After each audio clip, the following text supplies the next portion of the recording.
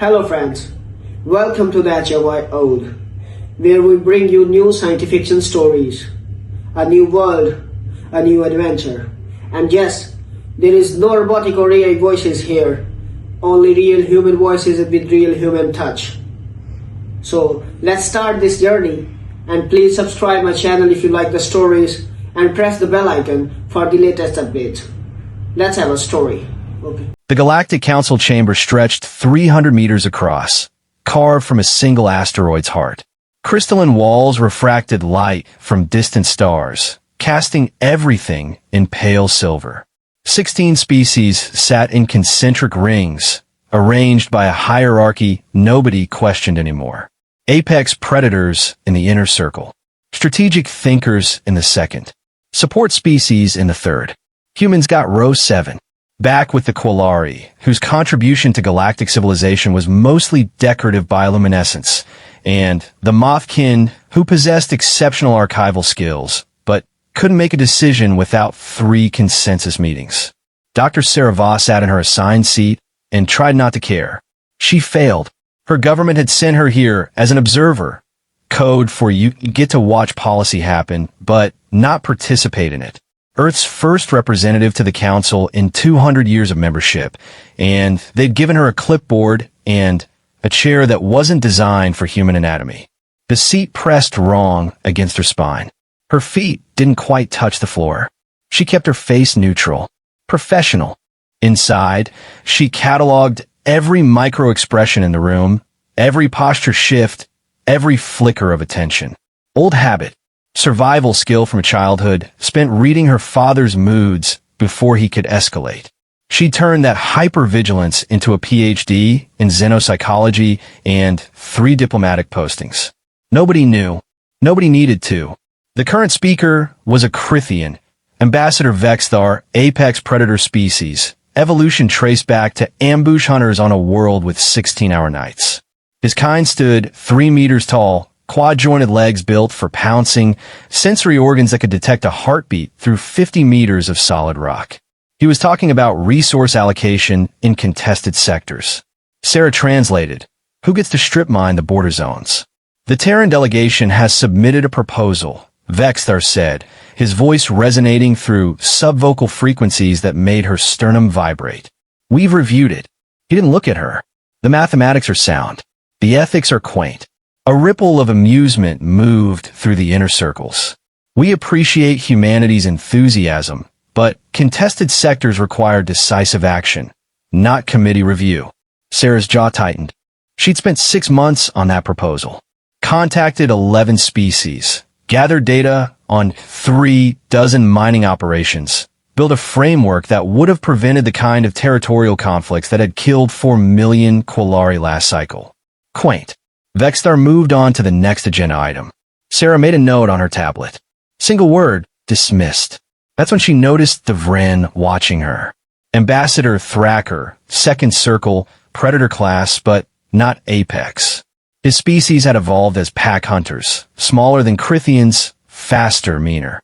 They clawed their way into the council by being too vicious to ignore and too useful to exclude. He sat 30 meters away, but his head was turned slightly in her direction. Not at her. Toward her. Like he was listening to something nobody else could hear. Sarah kept her expression blank. Looked back at her tablet. Her heart rate was 68 beats per minute. Normal. Calm. Thacker's nostril slits flared. She kept typing. The meeting dragged on. Border disputes. Trade sanctions. A proposal from the Quillari to rename a star system to something more phonetically pleasing. 3 hours of bureaucratic theater where decisions were made before anyone entered the room. Sarah took notes, kept her breathing steady. The Vren kept watching. Not just Thacker now. 2 others in his delegation. Their attention sliding toward the back row like water finding a crack. She didn't acknowledge it. Predators tracked movement. She'd learned that at 8 years old, standing very still in her bedroom while her father's footsteps paused outside her door. The meeting adjourned. Species filed out in order of importance. Inner circles first. Sarah waited in her seat, organizing files she didn't need to organize. The Vren delegation passed a row. Thacker stopped. Dr. Voss. She looked up, met his eyes, 3 of them, arranged in a triangle across his face. Ambassador, your proposal was comprehensive.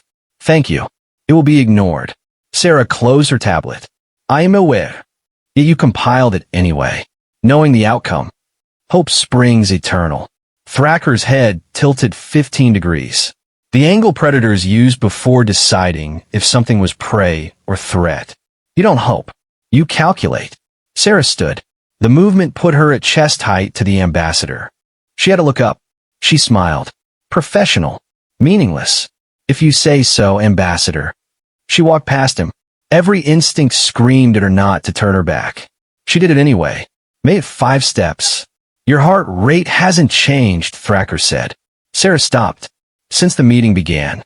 Since Vexthar dismissed your work. Since I approached you. He moved closer. She heard his claws clicking on crystal. 68 beats per minute. Exact. She turned. Slowly. Is there a question, Ambassador? My species evolved hunting prey that hid. That froze. That controlled their fear so perfectly we had to develop other senses. His nostril slits flared again. I can taste your biochemistry from here. Cortisol, adrenaline, norepinephrine. Sarah kept her expression neutral. You're terrified, Thacker said. But your body doesn't show it. Your voice doesn't show it. How? Practice. For what? Sarah picked up her tablet. The next meeting, Ambassador. Have a pleasant evening. She walked away. This time he didn't stop her. But she felt his attention following her all the way to the exit. The human quarters were in Section 7. Lower gravity, smaller corridors, temperature range that other species found uncomfortable. Earth had negotiated for it specifically, put their people somewhere aliens wouldn't casually visit. Sarah appreciated the isolation. Her apartment was 60 square meters. Bed, desk, kitchenette, bathroom. Walls that displayed whatever environment she programmed. Right now, empty white. No distractions. She made tea. Earl Grey. Actual leaves. Shipped from Earth at obscene expense. Set a hit disk. Open her personal files. The proposal she'd submitted was 40 pages. The proposal she'd actually written was 216. She'd stripped out everything that would make the council uncomfortable. Every statistical analysis of apex predator species controlling resource allocation, every pattern of smaller species getting crushed in territorial disputes, every projection showing that without intervention, the border zones would collapse into open warfare within 6 cycles. She'd given them the sanitized version. They'd called it quaint. Sarah sipped her tea. Her hands didn't shake. They never did. She pulled up the biometric data from the meeting. The council chamber recorded everything. Security protocol. She'd requested access as part of her observer credentials. Took 3 hours to filter through the data. Found what she was looking for. Thacker hadn't been the first to notice her. 5 other predators had glanced toward the back row during the meeting. Small looks. Half-second attention spans. But they'd looked. At her. Not at the Quillari, whose bioluminescence made them impossible to ignore. Not at the Mothkin, whose wing patterns shifted constantly. At the human sitting quietly, taking notes, giving nothing away. Sarah ran the timestamps against the meeting transcript. Every time Vexthar dismissed human input. Every time the council moved past a proposal that would have helped smaller species. Every time violence got implicitly sanctioned. The predators looked at her. Like they were waiting for something. Sarah closed the file. Drank her tea. Thought about her father. About learning to be invisible in her own home. About the moment she'd realized invisibility wasn't enough. You had to become something else entirely. Something that could be in a room without disturbing the air. She got very good at it. Too good, apparently. The predators could tell. They just didn't understand what they were seeing. Sarah stood. Walked to her wall display. Changed it from empty white to Earth's night sky. The view from her childhood home in Montana. Stars without names that sounded phonetically pleasing. She finished her tea. Tomorrow the council would convene again. More proposals. More dismissals. More careful documentation of a system designed to benefit species with claws and venom and armor. Sarah would sit in row 7. Take notes. Keep her heart rate at 68 beats per minute. And the predators would keep watching. Because something in their ancient hunter brains was screaming that the small, quiet human in the back row was wrong. That prey animals didn't move like that. Didn't breathe like that. Didn't watch back. Sarah set her empty cup in the sink. Went to bed. Slept exactly 6 hours. No nightmares. Never any nightmares. The second council session started with a border incident. A Quillari colony ship had strayed into contested space. 3 hours later, a Crithian patrol vessel had fired on it. No warning. No HUD.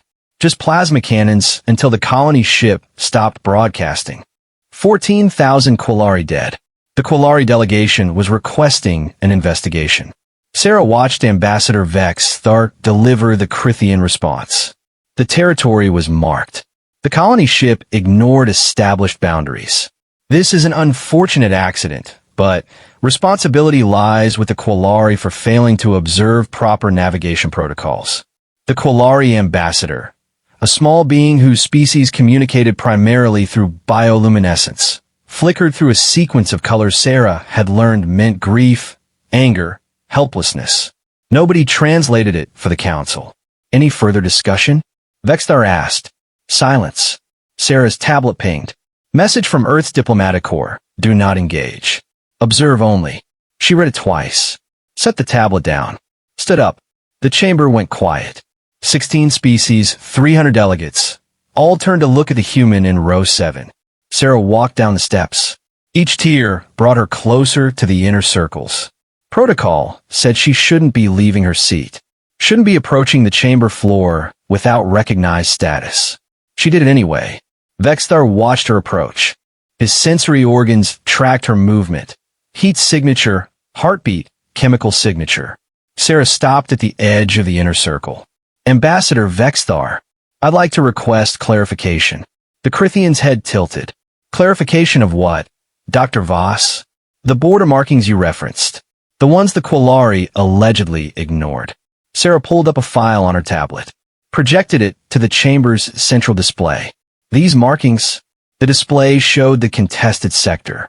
Territorial claims overlapping like broken glass. Those are Crithian territorial markers, Vexthar said. Clearly posted. They are, along with Vren markers, and Thalian markers, and Zarkoth markers. Sarah zoomed in. 16 different territorial claims in the same space. All posted. All contradicting each other. Contested space is complex. It's not complex. It's deliberate. Sarah looked at him. Heart rate 68. You've created a system where weaker species can't move without violating someone's territory. Then, you destroy them for violating it. The chamber stayed silent. Vexthar's sensory organs flared. You're accusing the council of sanctioning genocide? I'm observing a pattern. 14,000 Quillari today. From million last cycle. 19 million Mothkin the cycle before that. Sarah pulled up more data. All in contested zones. All blamed on navigation errors. Those species were careless. Those species are being hunted. The word landed like a blade. Sarah pulled up another file.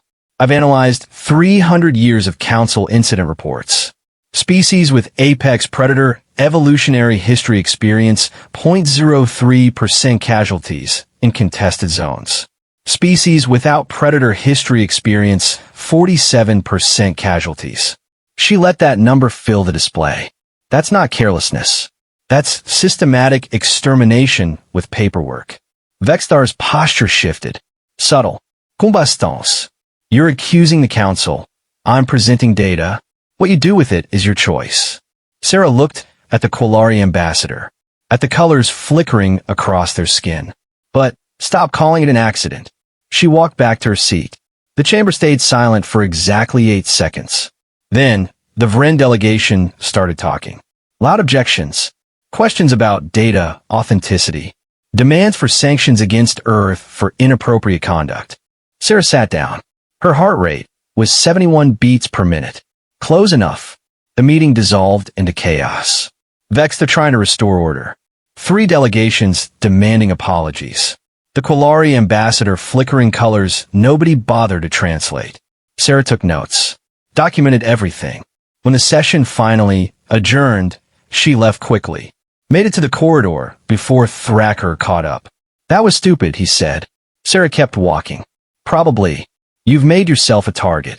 I was already a target. No. Thacker moved in front of her, blocked her path. Before, you were interesting. Now you're a problem.